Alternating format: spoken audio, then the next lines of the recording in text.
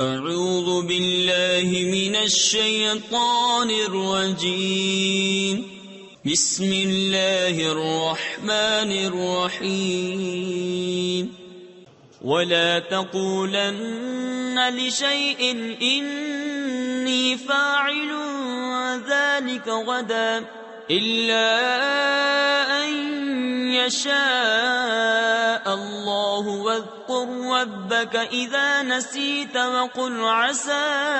أن يهديني ربي لأقرب من هذا رشدا وَلَبِثُوا فِي كَهْفِهِمْ 300 سِنِينَ وَازْدَادُوا 9 قُلِ اللَّهُ أَعْلَمُ بِمَا لَبِثُوا لَهُ غَيْبُ السَّمَاوَاتِ وَالْأَرْضِ أَبْصِرْ بِهِ وَأَسْمِعْ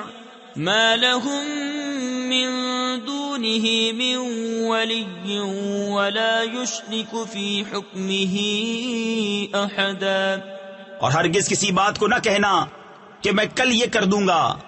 مگر یہ کہ اللہ چاہے، اور اپنے رب کی یاد کر جب تو بھول جائے، اور یوں کہہ کہ قریب ہے میرا رب مجھے اس سے نزدیک تر راستی یعنی ہدایت کی راہ دکھائے، اور وہ اپنے غار میں 300 برس ٹھہرے 9 اوپر۔ تم فرماؤ اللہ خوب جانتا ہے وہ جتنا ٹھہرے، اسی کے لیے ہیں آسمانوں اور زمین کے سب غیب، وہ کیا ہی دیکھتا اور کیا ہی سنتا ہے، اس کے سوا ان کا کوئی والی نہیں، اور وہ اپنے حکم میں کسی کو شریک نہیں کرتا۔ صدق اللہ العظیم۔